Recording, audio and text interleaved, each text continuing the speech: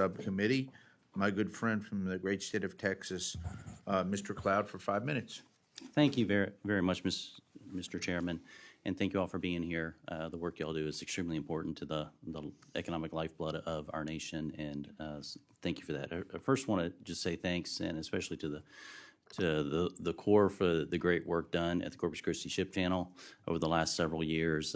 June 2nd, I believe, will be whatever you do when the project for, I don't know if you can ribbon cut across the channel, but the great work is under the water level, so a lot of people don't see it, but it's extremely important, and we certainly see the effects of it, so I want to thank you for that.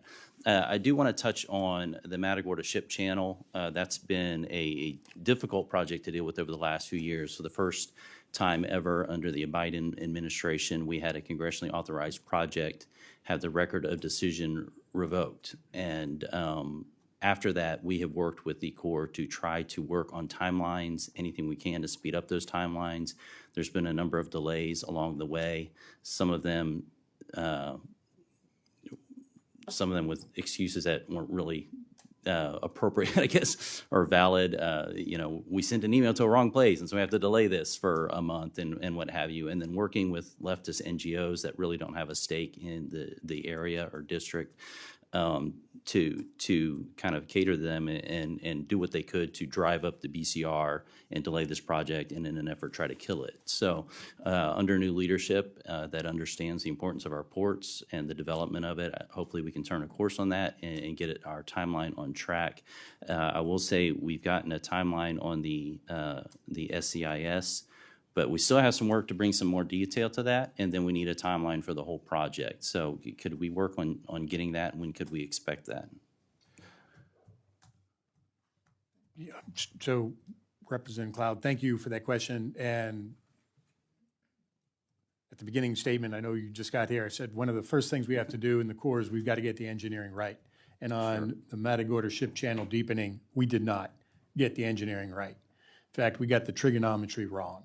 Sure. And that's what we sent over to the authorizing committees to authorize. And we didn't calculate correctly.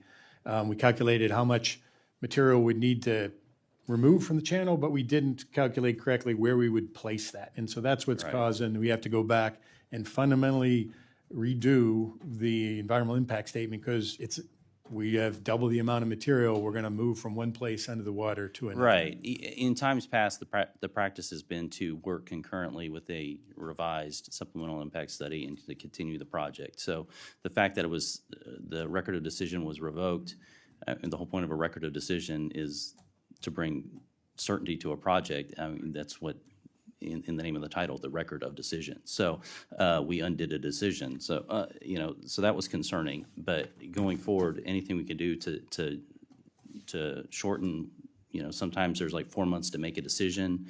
Anything we've had these discussions before. Anything we can do to shorten those timelines going forward. This project's been pushed back plenty far enough, and with this president's help, I believe hopefully we'll be able to finally execute on it. Moving forward.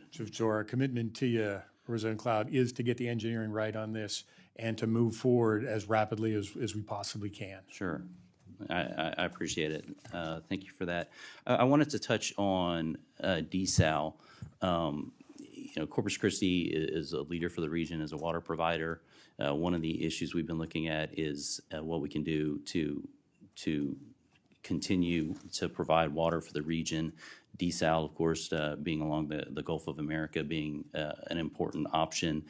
When we look just generally speaking at Texas, and Texas has really been overlooked when it comes to water projects. And I know we're waiting on the ASA to be confirmed, but I'm curious how long we think it'll take once we have confirmation to stand up the grant process and to be able to move that forward. And then really what we can do to turn the corner on getting funding to the state of Texas that, when you look at the projects that have been funded in the state of Texas when it comes to water, it's very minimal from a federal standpoint, where other states, and certainly when you think of federal dollars going to a region, it's because of federal purposes. And so, you have states like California that have high regulations that make it difficult, to provide an economic flow into the country, and then Texas, which is, pretty strong and friendly to business and being a lifeblood of commerce into the country has been overlooked on these water projects. And so I'd like a commitment on what we can do to begin to look at and prioritize Texas and the region when it comes to funding of these water projects. Any comment on how long it would take to stand up at least the grant So I process? think I think we'll have to loop back with you. Just to be clear, though, you're talking about a loan, right? It's from this infrastructure loan program, I believe. We don't have grants. Right. Okay, so I think we'll have to get the details and loop back with you if that's okay. Okay. Thank you. And I thank Mr. Cloud